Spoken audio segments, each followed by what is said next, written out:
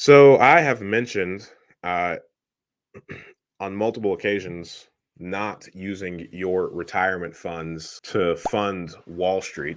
And when I say that is like most 401ks, most IRAs, most plans that are, supervised by some sort of custodian or financial advisor. All of those funds go to these public companies that are, they have nothing to do with your community. They have nothing to do with your interests or anything like that. There's this new thing called impact investing, which I think is really cool.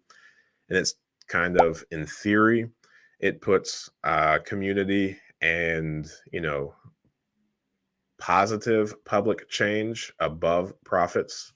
I say that loosely, right? Like you still have to make a profit, but it's just in a different manner that impacts a cause that you're interested in. And impact investing is a term that these hedge funds are using that are trying to figure out how to make a return and also have a positive impact, which I think is a fantastic thing. But when we're talking about using your retirement funds for investing in real estate, I think you've really got two options available to you. So if you have a 401k that you have rolled over into like a self-directed IRA, you can use that money to do hard money loans or private loans to actual real estate investors in your community, in your area that you have relationships with. Now, there are some like forbidden relationships that the IRS does not want you to use your self-directed 401k to lend to. Off the top of my head, I think it is your like inline descendants. So I think like fathers can't lend to their sons or their sons' wives. However, a father could lend to his brother, so it can go sideways, just not linear. I hope that makes sense. So those can be done. That can be a private money loan on a secured property. So it's secured. It's a promissory note that's secured by a first position mortgage. So in the event that whoever you lend the money to does not do what they said they would, as outlined in the promissory note, if they default on that payment, then you go through the foreclosure process just like a bank would, and you would get ownership of that property.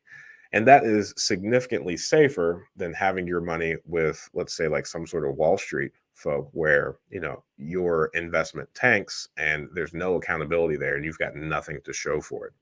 So it is more secure in that sense. And if you are the lender, then regardless of whether the property is occupied, whether it has deferred maintenance on it, if it needs a new roof, none of that is your concern. You're getting your monthly payment regardless. So if you are looking to live off of your retirement income, then I think that is the safest route to go, because on a monthly basis, or however you have your loan structured, you're getting those interest payments. So I think that's a very powerful spot to be, in a place that actually has accountability and an underlying asset. So, in the event that that loan defaults, you still have something rather than nothing, rather than a talk about, oh, well, you knew the risks, you knew what you were getting into. So, I would say, and I think my highest recommendation would be to invest your retirement funds with an individual that gives you monthly interest only payments. That way, you can use that income to support whatever lifestyle in retirement that you want. The second option available to you in using your retirement funds to invest in real estate is by actually buying the asset with your retirement fund. So let's use Equity Trust just because I'm most familiar with their systems. So instead of, let's say you buy a home for yourself, my name is Ryan Ingram. So the home would be in the name of Ryan Ingram. It would be my home. I would live in it. The property would be deeded to me. Now, I guess you could get fancier and have it deeded to a trust or whatever. But for the most part, most people get their homes deeded to their name. If you buy a property using your retirement funds, then that property would not be deeded to you. It would be deeded to your retirement account. So Equity Trust, it would be, the deed would be made out to, it would read something like Equity Trust Custodian for the benefit of Ryan Ingram Roth IRA or something like that. Now that is a real mouthful, but that property would be owned by the retirement account. So anytime you are calculating your net worth or your retirement account's balance sheet, the actual market value of that property should be factored in, to your assets inside of your retirement account. Now, all of the rent collected from that property goes into your retirement account, same as like a dividend would on the stock that you would hold. So that money is going to be treated just like any other money or earnings from your retirement account. So if it's a Roth IRA, then it would be taxed going in and it would be tax free as you pull it out.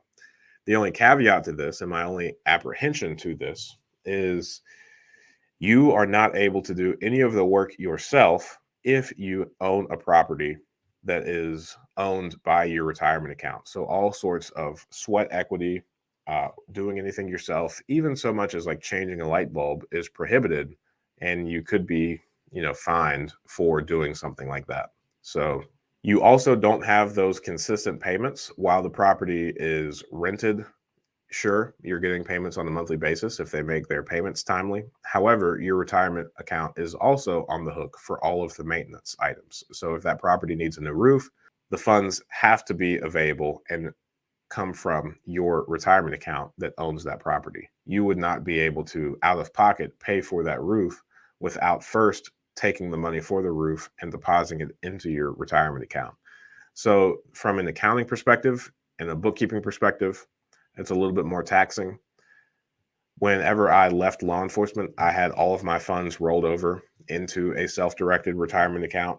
And ultimately, at first, I started investing with other people. I played with the idea of purchasing properties, but I did not like all the stipulations that came with having a property owned in a retirement account.